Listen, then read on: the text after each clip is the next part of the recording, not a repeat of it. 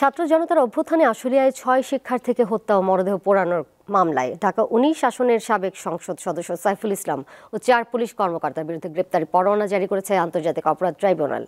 তদন্তে তাদের বিরুদ্ধে অভিযোগের প্রমাণ পাওয়ায় প্রসিকিউশনের পক্ষ থেকে করা আবেদনের পরিপ্রেক্ষিতে মঙ্গলবার ট্রাইব্যুনাল এ আদেশ দেয়।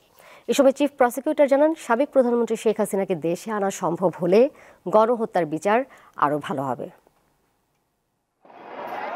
ছাত্র জনতার অভ্যুত্থান চলাকালে গত ৫ আগস্ট আশুলিয়া এলাকায় গুলি করে হত্যা করা হয় ৬ শিক্ষার্থীকে।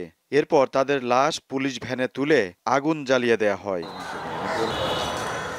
মর্মান্তিক এই ঘটনায় বিচারের জন্য অভিযোগ দায়ের করা হয় আন্তর্জাতিক অপরাধ ট্রাইব্যুনালে। দীর্ঘ সময় ধরে ঘটনার তদন্ত করেছে ট্রাইব্যুনালের তদন্ত সংস্থা। এতে ঢাকা ১৯ আসনের সাবেক সংসদ সদস্য ও ৪ পুলিশ কর্মকর্তার সংশ্লিষ্টতা পাওয়া গেছে। তাদের বিরুদ্ধে গ্রেপ্তারি পরোয়ানা জারির আবেদন জানায় প্রসিকিউশন। শুনানি শেষে মঙ্গলবার ট্রাইব্যুনালের চেয়ারম্যান বিচারপতি গোলাম মর্তুজা মজুমদারের নেতৃত্বে ৩ সদস্যের বেঞ্চ আদেশ দেয়। ঢাকা ১৯ আসনের সেই সময়ের যে এমপি ছিল সাইফুল ইসলাম, সে নিজ হাতে অস্ত্র নিয়ে গুলি বর্ষণ করেছে পুলিশের পাশাপাশি ছাত্রলীগকে নিয়ে। লাশ পোড়ানোর ঘটনার সাথে সেই সময় কর্মরত ৪ জন পুলিশ অফিসারকে আমরা শনাক্ত করেছি। গ্রেপ্তারি পরোয়ানা জারির জন্য আবেদন করেছিলাম। আদালত গ্রেপ্তারি পরোয়ানা জারি করেছেন আজকে। তিনি জানান, বিনা কারণে কাউকে হয়রানি করা হবে না। তদন্তের পরই অপরাধীদের গ্রেপ্তারের উদ্যোগ নেওয়া হবে।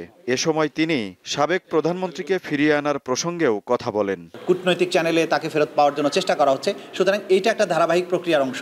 আমরা চাইবো সরকার এই কাজের মাধ্যমে সফল হয়ে তাকে যদি আমাদের কাছে আনতে পারেন, তাহলে বিচারটা আরও ভালোভাবে করা সম্ভব হবে। সাবেক সংসদ সদস্য সাইফুল ইসলামের নাম প্রকাশ করা হলেও পালিয়ে যাওয়ার আশঙ্কায় পুলিশ কর্মকর্তাদের নাম প্রকাশ করা হয়নি। তাদের বিষয়ে পরবর্তী শুনানির জন্য আগামী ২৬ জানুয়ারি তারিখ ঠিক করেছে আদালত।